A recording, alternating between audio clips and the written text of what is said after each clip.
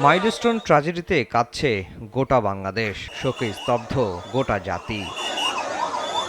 মঙ্গলবার নিহতদের স্মরণে ১ মিনিট নীরবতা পালন করে সুপ্রিম কোর্টের উভয় বিভাগের বিচারপতিরা। বিমান বিধ্বস্তের ঘটনা তদন্ত, আহত এবং নিহতদের ক্ষতিপূরণ চেয়ে রিট হয় উচ্চ আদালতে।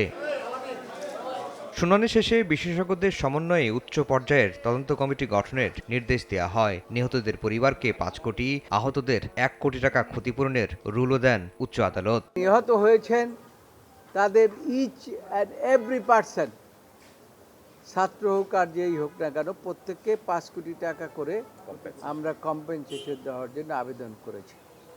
এবং সাথে সাথে যারা আহত হয়েছে তাদের ব্যাপারেও আমরা বলেছি যে তাদেরকে ১ কোটি টাকা দেবেন এবং তাদের সুচিকিৎসার জন্য দেশের বাইরে পাঠাবার ব্যবস্থা করতে হবে। এছাড়া ঢাকাসহ দেশের সব জনবহুল এলাকায় প্রশিক্ষণ, বিমান উড্ডয়ন, শিক্ষার্থীদের পরিচয়পত্রে মোবাইল নাম্বার এবং ব্লাড গ্রুপ উল্লেখ থাকার বিষয়েও রুল জারি করা হয়। আইনজীবীরা বলছেন, রাষ্ট্র এ প্রাণহানির দায় কোনোভাবেই এড়াতে পারে না। এই সমস্ত ঘটনায় রাষ্ট্র কোনো অবস্থাতেই দায় এড়াতে পারে না।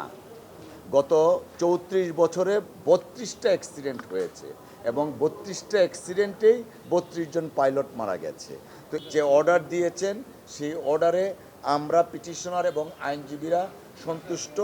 আমরা আশা করছি জাস্টিস উইল প্রিভেইল এবং যাতে ভবিষ্যতে এই ধরনের কোনো ধরনের আর দুঃখজনক অ্যাক্সিডেন্ট না ঘটে সেই প্রেক্ষিতে রাষ্ট্র এবং কর্তৃপক্ষ আরও বেশি সচেতন হবেন এবং প্রটেক্টিভ মেজারটা নেবেন। এই আইনজীবীর দাবি, প্রশিক্ষণ, বিমান উড্ডয়নের নীতিমালায় গুরুত্ব দেওয়া হয়নি জননিরাপত্তা। ভারতের আইনে জনগণের গুরুত্ব, নিরাপত্তা ভেরি ইম্পর্টেন্ট তাদের কাছে। আর আমাদের আইনে কিন্তু জনগণের নিরাপত্তা নিয়ে কোনো কথা নাই। এক, আর এই প্রশিক্ষণ বিমানটা সেটা আপনারা জানেন সকালে দুর্ঘটনা করেছে এবং আমাদের যে রুলস আছে সেই রুলসও তারা ভায়োলেট করেছে।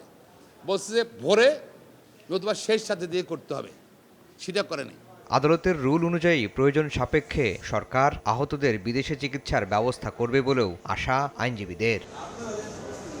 আফজাল হোসেন, সময় সংবাদ, ঢাকা।